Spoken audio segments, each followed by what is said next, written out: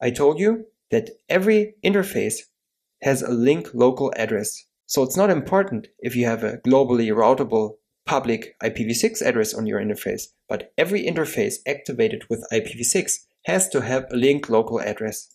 So what is that?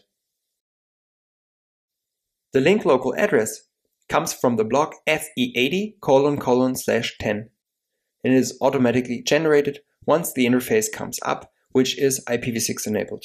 You can also set this manually, but most of the time people use the automatic configuration.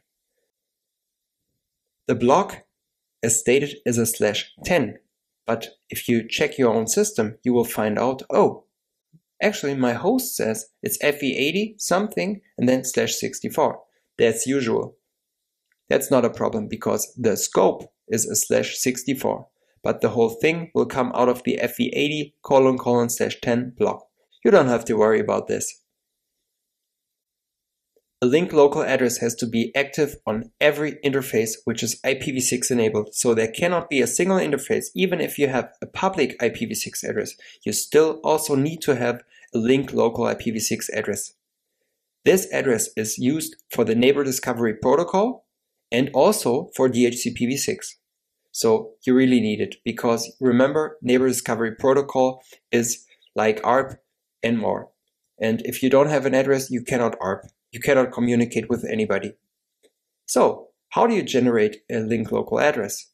Your host will first generate an address out of this prefix using a process called EUI64 that I will explain later. Once you have a link local address on your interface, the host will do a duplicate address detection, DAD, by sending a neighbor solicitation to this solicited node multicast address for your specific address. So it will send a message to this multicast address. Hello, I have this address. Does anybody have a MAC address for this address?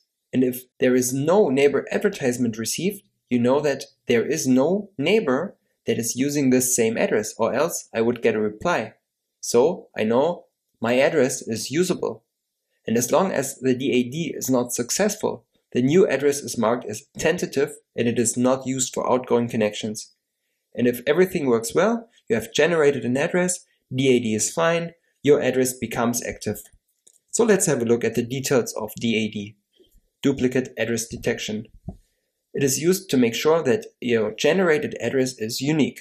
It is also used to make sure that your statically configured address is unique. So it is always used once an interface comes up, which has a valid IPv6 address. This is used with the stateless address auto configuration and also with link local addresses. How does duplicate address detection work? First, a neighbor solicitation is sent to the own solicited node multicast address.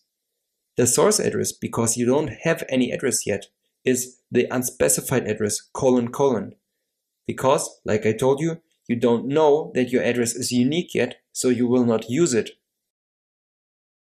Secondly, you will wait for a neighbor advertisement in case somebody is already using this address. You will send your neighbor solicitation message. If you receive a neighbor advertisement message as a response to your neighbor solicitation message, you know that, oh, my address is not unique. I cannot use it and I have to generate a new one somehow. So the target for this NA message is the all nodes multicast group. Everybody will receive this message because the source host does not use the new address yet and it cannot be sent to this address. For the generation of the link local address, I told you that there is a process that's called EUI64. It is the process to generate the 64-bit interface identifier, because 64 bits is the link local scope, and the rest of the 128 bits of the whole address is 64, and this is called interface identifier. In most implementations, you use your 48-bit MAC address and insert FFFE into it. I will explain in the next slide.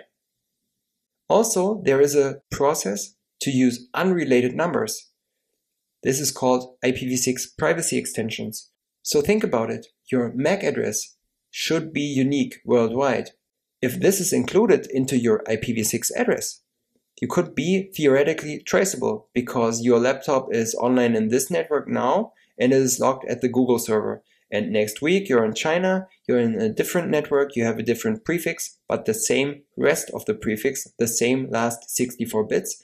And Google will know, oh, this is the same user that was in the US last week and that's in China now. They can theoretically track you. So people invented IPv6 privacy extensions where an unrelated random number is generated that changes all the time.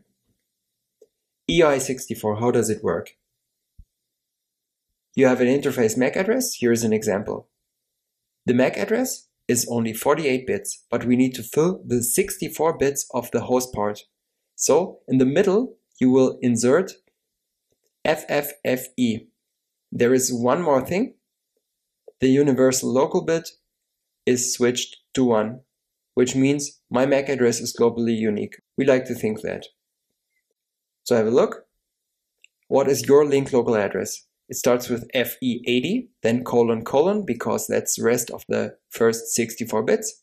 Then we have a 2 because of the switched UL bit. And then we have the exact MAC address with FFFE in the middle. It's not that hard, but you have to think about it. Maybe skip back one slide, think about it some more. But in practice, I told you this is automatically generated, so you just have to know what it is. If you can see the FFFE, you know, okay, this is no privacy extension. This is the real MAC address around the FFFE.